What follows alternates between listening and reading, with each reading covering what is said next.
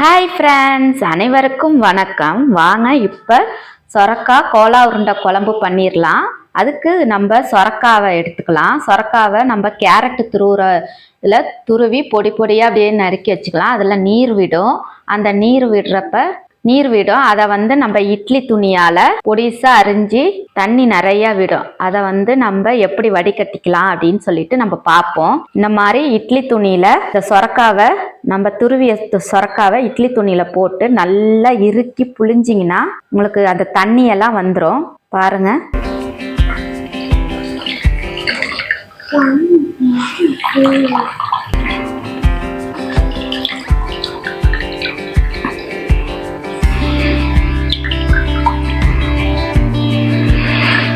எவ்வளோக்கெவ்வளோ நீங்கள் டைட்டாக புளிறீங்களோ அவ்வளோக்கெவ்வளோ தேங்காய் துருவலாட்டம் பொலன்னு வரும். சொரக்கால நீர் சத்து நிறையா இருக்குன்னு சொல்லுவாங்க. அந்த நீரை நம்ம தனியாக எடுத்துடலாம். ஏன்னா அது கூட நம்ம வெங்காயம்லாம் சேர்க்க போகிறதுனால இதில் சொரக்கால தண்ணி இருக்கக்கூடாது.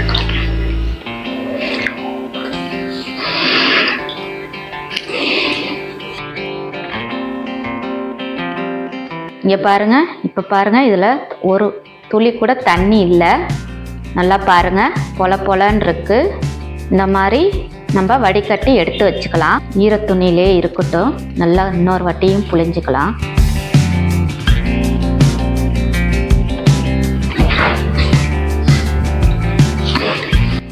இந்த அளவுக்கு நல்லா ட்ரையாக இருக்கணும். புழிஞ்சிக்கணும். இந்த தண்ணியை தனியாக எடுத்து வச்சிடலாம். வெங்காயம் பொடி பொடியாக நறுக்கிக்கணும். தக்காளி 1, கருவேப்பிலை, கொத்தமல்லி, புதினா எல்லாத்தையும் பொடி பொடியாக நறுக்கிக்கணும். ஒரு பச்சை மிளகாய், மிளகாத்தூள், மஞ்சத்தூள், மல்லித்தூள், தேங்காய், இஞ்சி பூண்டு பேஸ்ட்டு, சோம்பு, மிளகு, ஜீரகம், மிளகு, சோம்பு, கிராம்பு, பட்டை, ஏலக்காய், உப்பு தேவையான அளவு, பொட்டுக்கடலை மாவு நுணுக்கி வச்சுக்கணும். புளி கொஞ்சம் ஊற வச்சுக்கணும். வாங்க எப்படி செய்யலான்னு காட்டு. சொரக்காவை ஒரு வெள்ளை துணியில் இந்த தண்ணியெல்லாம் வடிய வச்சுட்டோம். புளிஞ்சி எடுத்துக்கிட்டோம். இப்போ நல்லா உதிரியாக ஆயிடுச்சு. இப்போ நம்ம பொட்டுக்கடலை மாவு அரைச்சி வச்சோம் பார்த்தீங்களா. நம்ம வீட்டில் பொட்டுக்கடலை மாவு இருந்துச்சுனாலும் போடலாம், இல்லை கடலை மாவு அரிசி மாவு இருந்துச்சுனாலும் போடலாம். நான் இப்போ பொட்டுக்கடலை மாவை யூஸ் பண்ணுறேன்.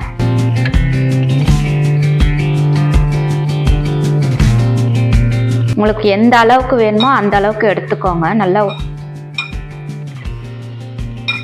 நல்லா உருண்டை பிடிக்கிற சைஸுக்கு உங்களுக்கே ஒரு பக்குவம் தெரியும்.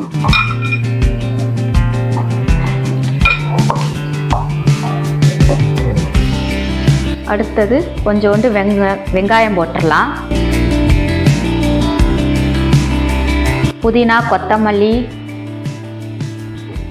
போட்டுடலாம்.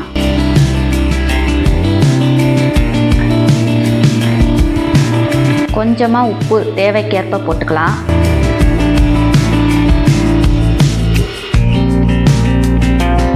உரப்புக்கு கொஞ்சோண்டு மிளகாத்தூள் போட்டுக்கலாம். லைட்டாக மஞ்சத்தூள் போட்டுக்கலாம். கொஞ்சமாக மல்லித்தூள் போட்டுக்கலாம். இஞ்சி பூண்டு பேஸ்ட்டு போட்டுக்கலாம். கொஞ்சமாக சோம்பை கையில் அப்படி நல்லா நுணுக்கி போடுங்க. க்ரஷ் பண்ணி போடு.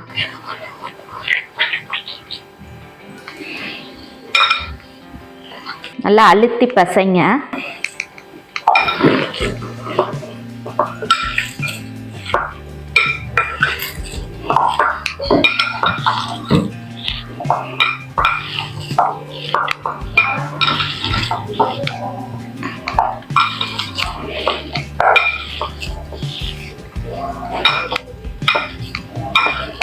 இங்கே பாருங்கள், எல்லாம் ஒட்டுக்காக சேர்ந்துருச்சு. நம்ம போட்டதெல்லாம் ஒரு ஒட்டுக்காக சேர்ந்துருச்சு.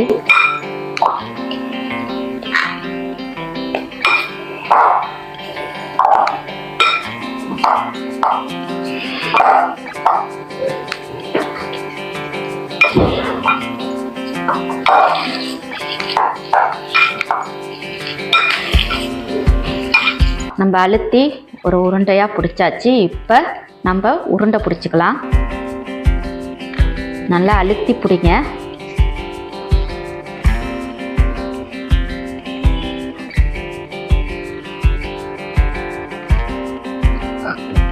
சொரக்காய் வந்து கூட்டு வச்சு சாப்பிட்ருப்போம், பொரியல் பண்ணி சாப்பிட்ருப்போம், சாம்பாரில் போட்டு சாப்பிட்ருப்போம். இந்த மாதிரி செஞ்சு டிஃப்ரெண்ட்டாக சாப்பிடுங்க.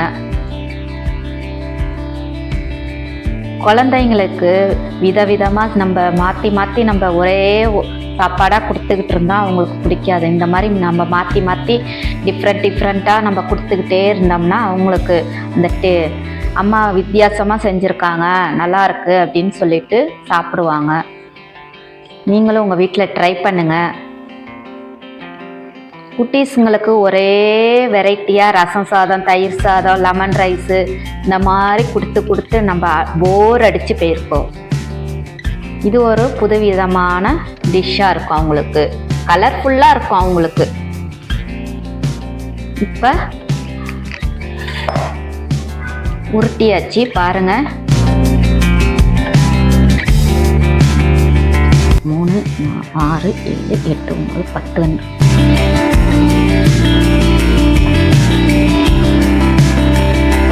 இங்கே பாருங்கள், உருட்டி நான் வச்சுக்கிட்டேன் சின்னதாக. இதை எண்ணெயில் பொரிச்சிடலாம். வாங்க எப்படி எண்ணெயில் பொரிக்கிறதுன்னு காட்டுறேன். எண்ணெயை காய வச்சுட்டு இதை ஒன்றா பொரித்து எடுத்துருவோம். பொரித்து எடுத்தோன்னே நம்ம குழம்புக்கு மசாலா ரெடி பண்ணி குழம்ப ரெடி பண்ணிடலாம். வாங்க எப்படி செய்யலான்னு பார்ப்போம். வாங்க இப்போ நம்ம உருண்டை குழம்புக்கு, சொரக்காய் உருண்டை குழம்புக்கு நம்ம ஒரு எண்ணெய் சட்டி வச்சு எண்ணெய் ஊற்றிக்கிட்டோம், நல்லெண்ணெய் ஊற்றிக்கிட்டோம். எண்ணெய் காஞ்சதுக்கப்புறம்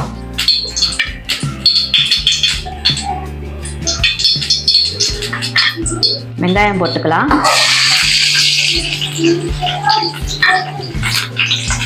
லாஸ்ட்டாக தான் நம்ம தாளிக்க போகிறோம் குழம்புக்கு, அதனால் முதல்ல வெங்காயம் போட்டுக்கலாம். வெங்காயம் போட்டு வெங்காயம் சவந்தோன்னே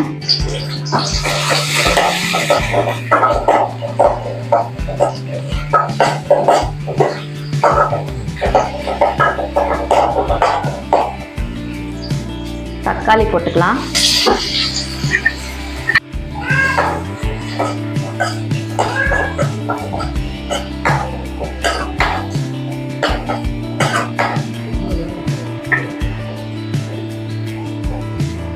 ஒரு பச்சை மிளகாய் போட்டுக்கலாம்.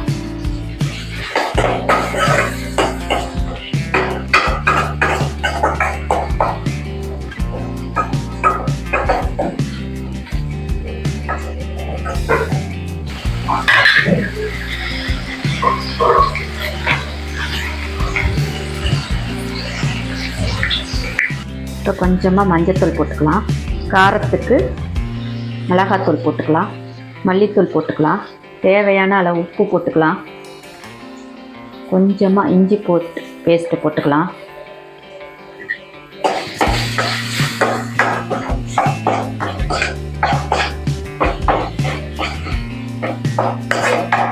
மசாலா நல்லா வதங்கட்டும்.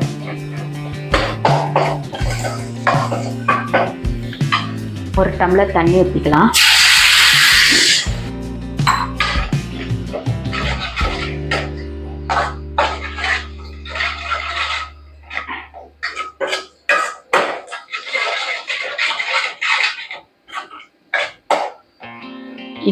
நம்ம தேங்காய் எடுத்து வச்சுருந்தோம்னா தேங்காய், சோம்பு, ஜீரகம், மிளகு 3த்தையும் நம்ம மிக்சியில் போட்டு கொரன்னு அரைச்சிட்டு வந்துட்டோம்.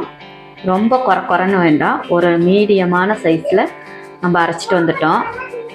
இந்த மசாலா கொதித்ததுக்கப்புறம் இது பாருங்க, ரொம்பவும் கொரன்னு இல்லாமல் ரொம்பவும் நைஸாக இல்லாமல் நடுத்தரமாக அரைச்சிட்டு வாங்க. இப்போ இந்த மசாலா கொதிக்குது.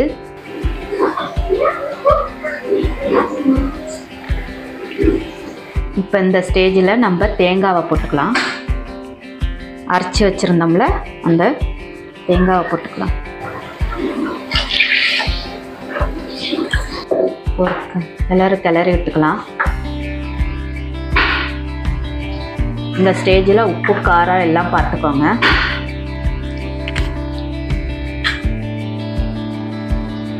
கரெக்டாக இருக்குது. இப்போ நம்ம மூடி போட்டு ஒரு 10 நிமிஷம் மூடி வைப்போம். குழம்பு நல்லா கொதிக்கட்டும். இப்போ இந்த ஸ்டேஜில் கொஞ்சமாக புளி ஊற்றிக்கலாம். புளி ஊற்றிட்டு மூடி வச்சிடலாம். இப்போ அடுப்பை பற்ற வச்சு எண்ணெய் காய வச்சு நம்ம உருண்டையை பொரித்து எடுத்துக்கிறோம்.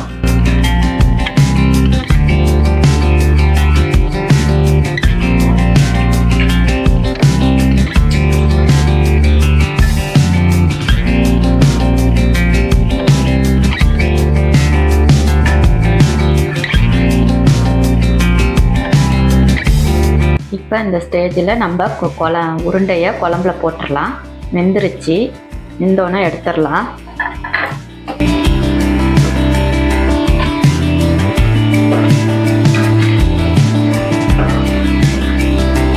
நம்ம புளி ஊற்றி ஒரு 5 நிமிஷம் ஆயிடுச்சு. இப்போ இந்த உருண்டையை போட்டுக்கலாம்.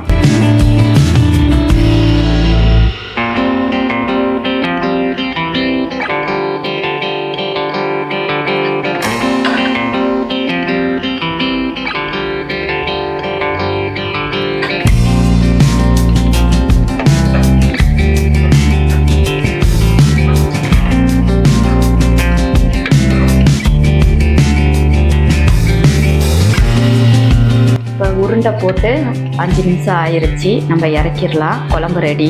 இதுக்கு ஒரு தாளிப்பு கொடுத்துடலாம். இதுக்கு ஒரு தாளிப்பு கொடுத்துடலாம். தாளிப்புக்கு ஒரு